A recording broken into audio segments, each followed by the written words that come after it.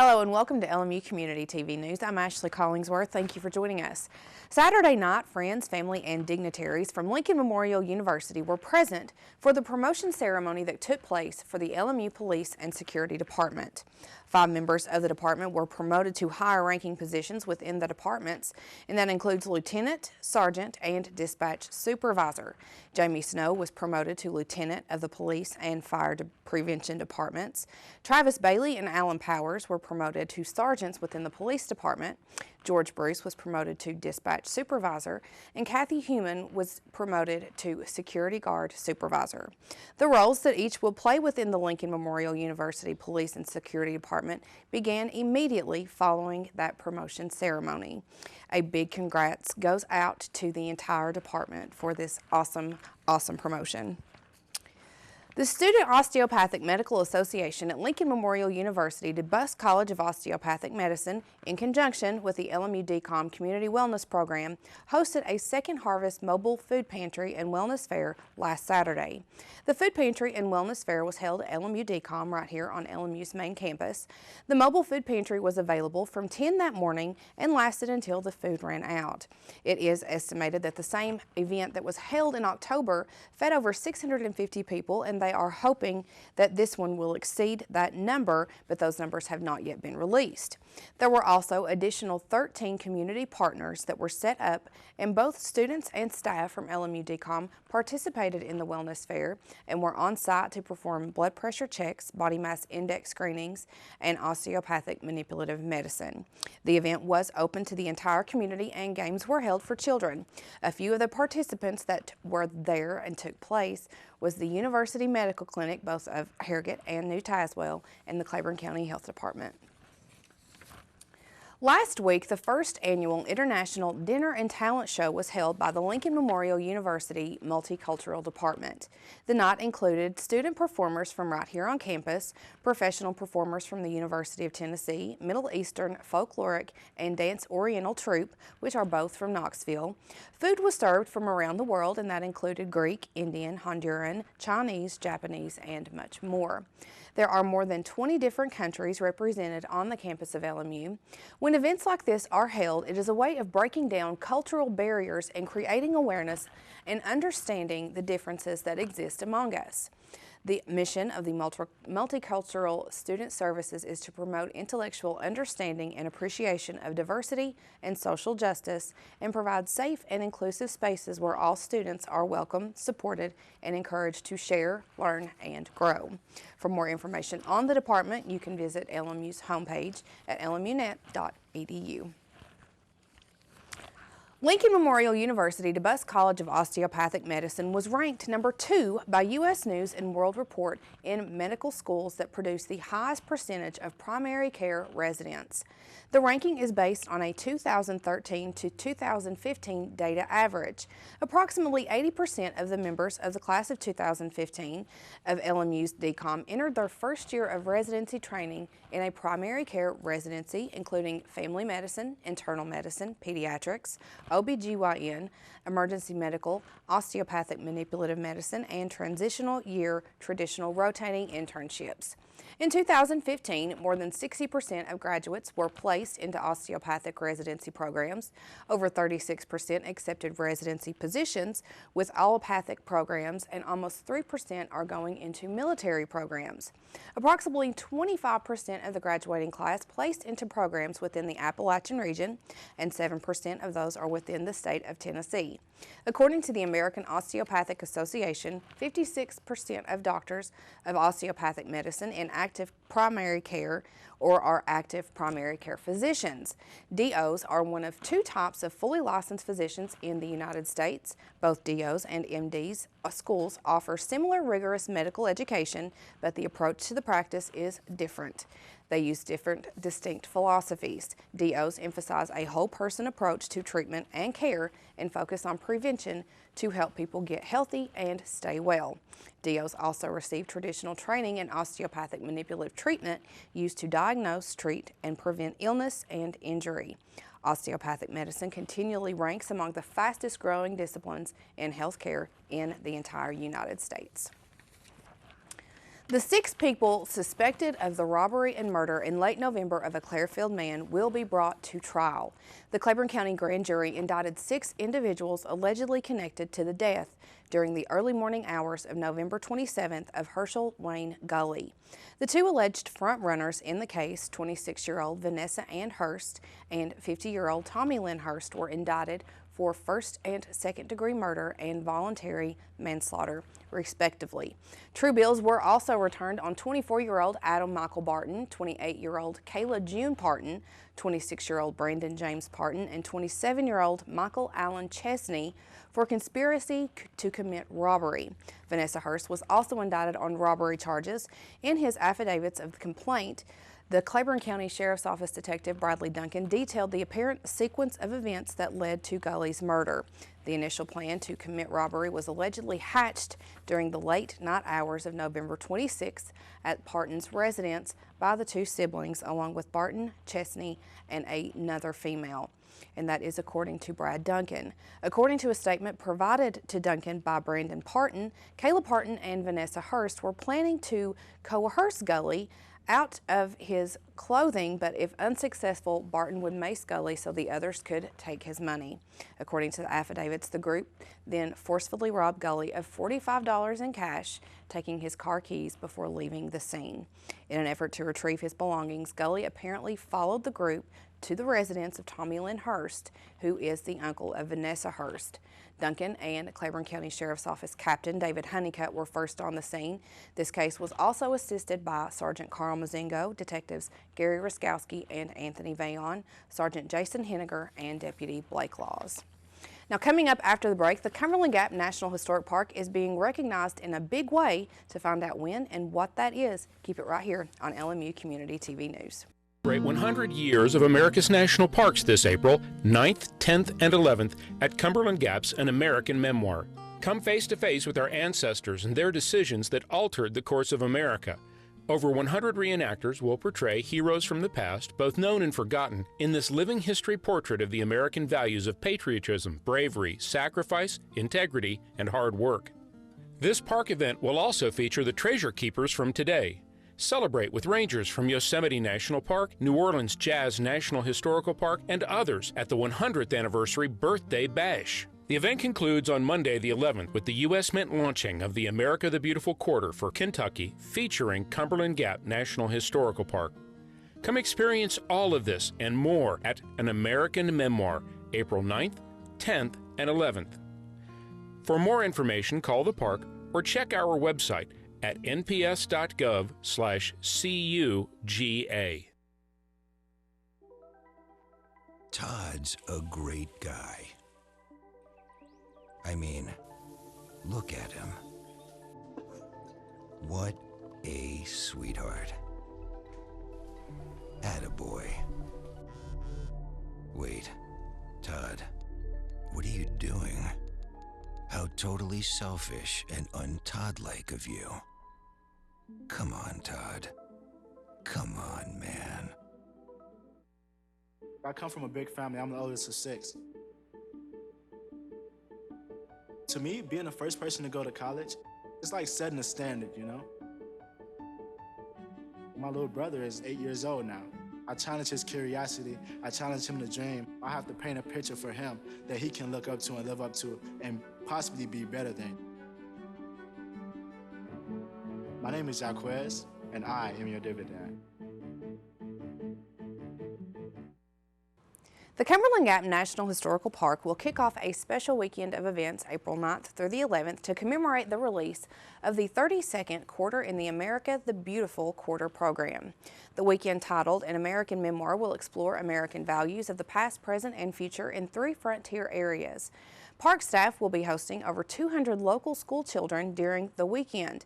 The program is part of a larger celebration marking the National Park Service centennial.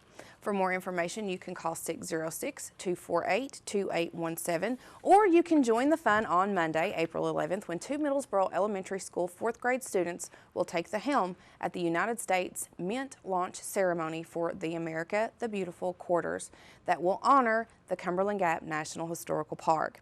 The event will start at 11 o'clock at the park's Visitor Center on Pinnacle Road in Middlesboro. Highlights will include a swearing in of more than 2,200 junior rangers. The free event will conclude with a coin exchange where the public can trade cash for $10 rolls of newly minted Cumberland Gap National Historical Park quarters. U.S. Representative Hal Rogers will be there for the ceremony, along with National Park Deputy Director Peggy Odell and Southeast Region Director Stan Austin. The United States Mint will host a coin forum the afternoon before the launch ceremony at the Pine Mountain State Resort Park.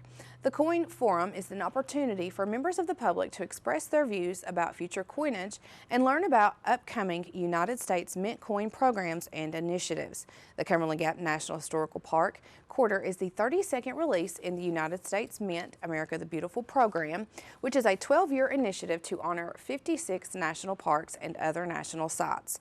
Each year, the public will see 5 new national sites depicted on the tail side of the America the Beautiful quarters. The United States Mint is issuing these quarters in the order in which the national sites were officially established.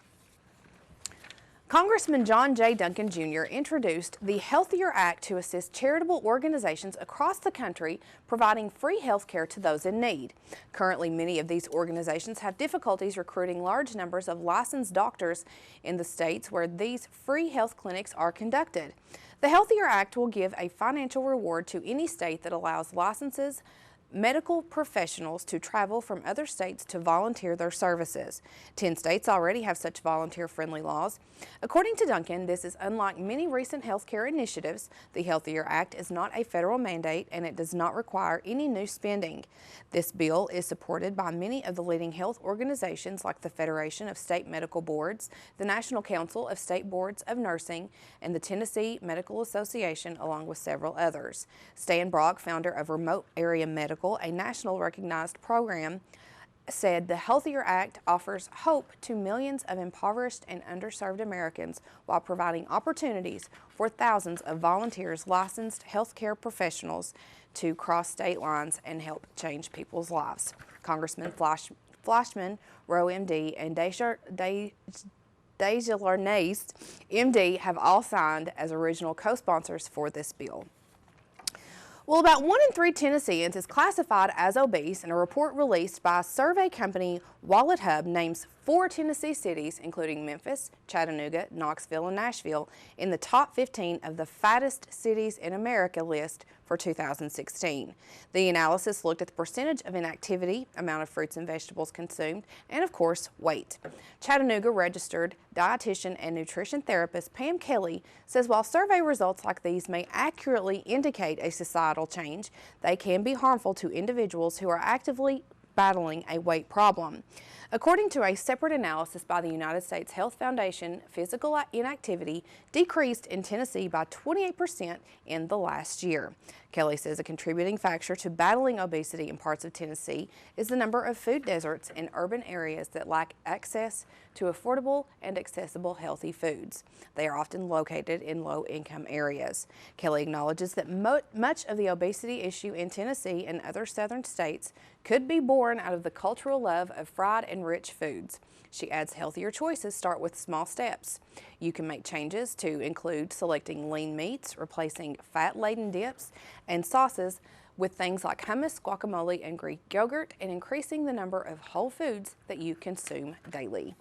Now, following this break, you want to stay with us because Adam Haley has your sports update with information on lacrosse and the newest sport added to LMU sports, beach volleyball. So keep it right here.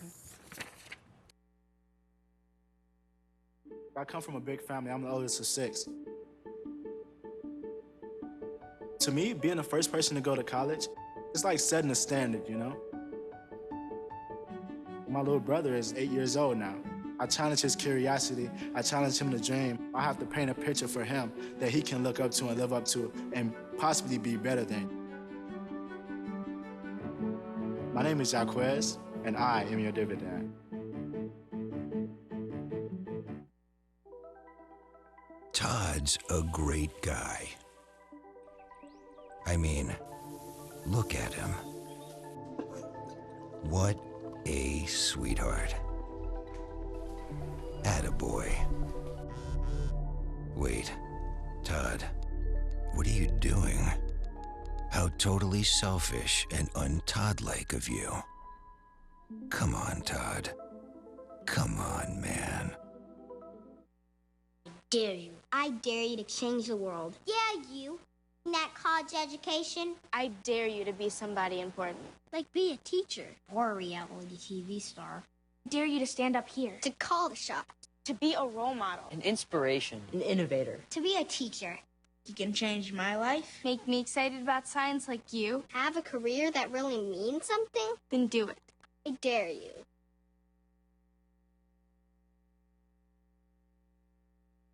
Hey, look, it's those guys. Are you good to drive? I'm fine. How many did you have? I should be fine. You should be. Go and step out of the vehicle for me. See ya, buddy. Good luck. So turns out, buzz driving and drunk driving, they're the same thing, and it costs around $10,000. So not worth it.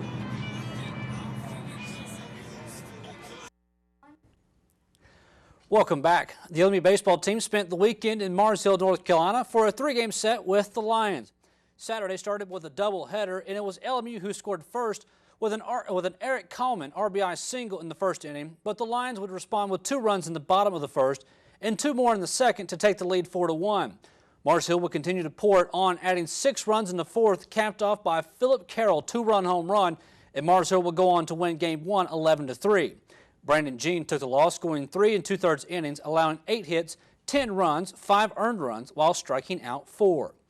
Game 2 ended up being a little better for the Rail Splitters as Mason Ewers and Kalman both scored on a throwing error by Carroll in the second inning. And in the third, Wes Niederland hit a 2 RBI double, and LMU went on to win 4-0. Ethan Elliott moved to 7-1 on the mound as he pitched 7 innings, allowing 6 hits, no runs, and striking out 12. Elliott's win ties him with Cataba's Russ Weicker and Tusculum's Placido Torres for the SAC lead for wins. On Sunday, the two teams came back to the park for the rubber match, and for the first time in the series, Mars Hill scored first, putting up 2 runs in the first inning. The game was tied at 3 going into the 7th when Gene Rodriguez scored on an error, and then H.D. Dillard scored on a wild pitch to put LMU in front. However, the lead would not last for long as the Lions scored 5 runs in the bottom of the inning, highlighted by a Christian Stampler 3-run home run, and Mars Hill went on to win 11-5. Dylan Powers finished the day with 4 RBIs for the Lions, while Dominique Morabito took the loss for LMU in relief, going 5 innings, allowing 6 hits, 5 runs, 3 earned runs, while striking out 7. The LMU baseball team will now step out of conference play when they'll host Bellarmine for a doubleheader on Tuesday, and then travel to Frankfort, Kentucky for a date with the Thoroughbreds from Kentucky State on Wednesday. The LMU softball team was at home on Saturday when they hosted league-leading Catawba College for a doubleheader. Catawba got on the board first in Game 1 on 2 sacrifice flies in the second inning. LMU's Allie Jones hit an RBI single in the third, but that would be the only run LMU could plate, and they would lose 3-1. Brianna Taylor took the loss, going 7 innings, allowing 6 hits, 3 runs, 2 earned runs, and striking out 4, while Catawba's ace Carly Tysinger picked up her 18th win, going 7 innings, allowing 4 hits, 1 unearned run, while striking out 9. Game 2 started with the Indians scoring 4 runs in the first inning. They would continue the onslaught, scoring 1 in the second, 1 in the third, 4 in the fourth, and 3 more in the fifth to run rule LMU 13-0 in 5 innings. LMU's Samantha Smith took the loss, going 2 2/3 innings, allowing 5 hits, 6 runs, 4 earned runs, while striking out 2. Catawba's Tysinger once again pitched a gem, going 5 innings, allowing only 1 hit and striking out 8. Tysinger finished the weekend leading the conference in wins with 19 and strikeouts with 237 on the season. LMU played Brevard Monday afternoon, and we'll have that result from that game later this week. The LMU lacrosse teams were in action this weekend at home when they hosted Brevard. The LMU men had already made history earlier in the week when they won their first conference game. Now they were looking for their first home conference win. Adam Galea got the scoring started less than 3 minutes in. That goal started a 7-0 run to start the game for the Rail Splitters. LMU would eventually lead at the break 8-1. Brevard's Kyle Hunziker would score 2 goals in the third, but the Tornadoes could not make up the difference as LMU added 2 goals in the third and 2 in the fourth to win 12-6. Galea led LMU with 5 goals. Galea now has 32 on the season, which has him 3 back of the conference lead. The LMU women were still looking for their first conference win in school history when they hosted Brevard. Amara Moss scored twice for LMU, while Brevard's Caitlin Nemeth scored 5 first-half goals, all unassisted, and the two went in the halftime tied at 6. Moss put LMU up 9-7 early in the second half, but the Tornadoes finished the game on a 4-1 run to steal the win 11-10. Nemeth finished with 8 goals for Brevard, while Moss led LMU with 5 goals. The ladies will now hit the road for a match with North Greenville on Tuesday evening in Tigerville, South Carolina. The LMU Beach volleyball team continued their first season with a trip to Birmingham, Alabama to participate in the UAB Blazer Beach Duels over the weekend. They opened with the 2-day event with Jacksonville State, and it was a successful match. The teams of Bristol Snyder and Jamie Jean, Samantha Cash and Erica Whitaker, Kiara Holland and Peyton McDaniel, as well as Jordan Green and Fernanda Mianci, all took their games and LMU won 4-1. Match 2 was against host UAB, and it was the Blazers who swept the match 5-0, winning all 5 doubles and straight sets. Day 2 started with a rematch with Louisiana Monroe, and once again it was the Warhawks coming out the winner 4-1. The duo of Green and Mianci were the only to win for LMU. The final game of the weekend saw LMU take on Spring Hill, and once again it was LMU losing 4-1. Again, it was Green and Mianci who were the only duo to defeat the Badgers. Now at 3-13 on the season, the ladies will rest for the week before playing their closest game to Harrogate on Saturday, when they'll travel to Jefferson City, Tennessee to face Carson Newman. The LMU tennis teams were also in action this past weekend when they hosted Bellarmine in non-conference action. The LMU women dropped their match 6-3 after losing 2 doubles matches and the number 1, 4, 5, and 6 singles matches. The LMU men won 6-3 after taking 2 of the doubles matches and then winning the number 1, 4, 5, and 6 single matches. The two teams hosted North Georgia Monday afternoon before finishing up their regular season on Friday with a visit from Tusculum College. Now that's all for sports, but stay tuned after the break as Joseph Lewis will let us know if Batman vs. Superman could continue to rake in the money this weekend when he brings you the box office report here on LMU Community TV News. You think getting dumped by text is harsh? Try getting dumped by a tennis ball. My ex-owner drove me out to the woods, yelled fetch, and by the time I brought the ball back, he was gone. Yeah, I was pissed.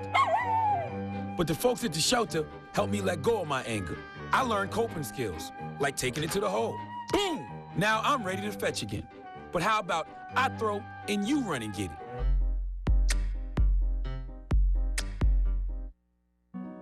They said a bottle was just a bottle.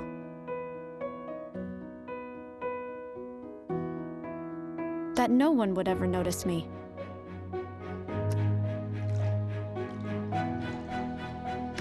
But I knew I could be more.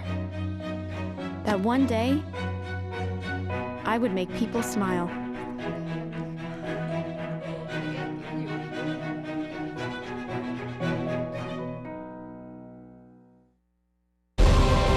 College. It can seem a million miles away. But what if you could get help with your tuition expenses? Get help filling out all those applications and finding a major that fits. All of a sudden, the impossible becomes possible. Visit collegefortn.org today. College. You can get there from here. I'm Jennie Garth, and as a mother of 3, I know kids worry about a lot of things. Getting enough food to eat shouldn't be one of them. But here in America, that is a real worry for 1 in 5 children. This is unacceptable, and something Feeding America is working to solve. Through a nationwide network of food banks, Feeding America serves virtually every community in the United States, including yours. See how you can help your community. Visit feedingamerica.org. Together, we can solve hunger. Together, we're Feeding America. Hello, I'm Joseph Lewis, bringing you all the latest information in the world of movies. Tops at the box office this weekend were led once again by Batman vs. Superman: Dawn of Justice, adding $52 million onto its now $261 million domestic gross. Although the film has accumulated a worldwide total of nearly $700 million at this point, its second-week drop-off at the box office is one of the largest ever, thanks in part to the front-loaded nature of its debut and in part to its wildly mixed reception from critics and audiences.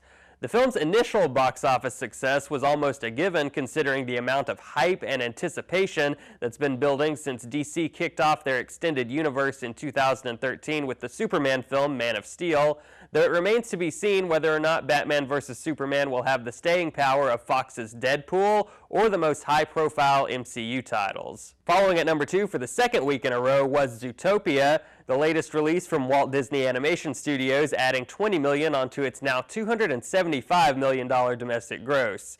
In addition to scoring the largest ever opening for the House of Mouse, the film has made an additional $511 million in foreign markets and has been greeted with widespread acclaim from critics and audiences alike thanks to its exciting story, clever humor, and pointed social commentary. And rounding out the top 3, similarly following the pattern of last week, was the sequel My Big Fat Greek Wedding 2, adding $11 million onto its $36 million domestic gross. The first film from 2002 is remembered best for being a sleeper hit, which went on to become one of the most financially successful independent films and romantic comedies of all time.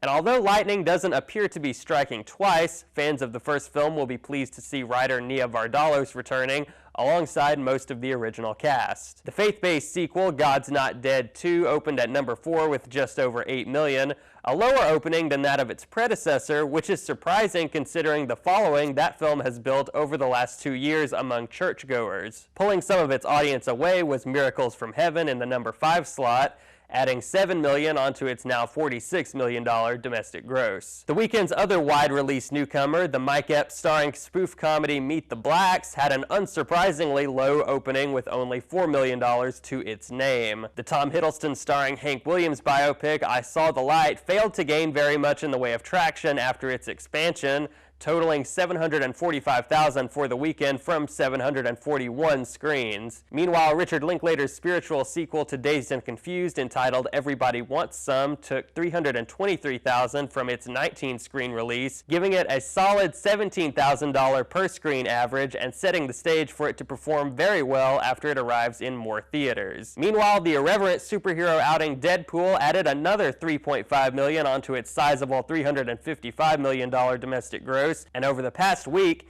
it finally surpassed 2014's Days of Future Past to become the highest-grossing film in Fox's X-Men universe, domestically and worldwide. This coming weekend, Batman and Superman may find themselves dethroned from the top spot as the Melissa McCarthy starring comedy The Boss and the first-person POV action thriller Hardcore Henry hit theaters everywhere. That's all for today in the world of movies. I'm Joseph Lewis. And that is going to do it for this week's LMU Community TV News. I'm Adam Haley. Thank you for joining us, and we'll see you, I believe, Thursday. So for everyone here at LMU Community TV, I'm Ashley Collingsworth. Have a great week.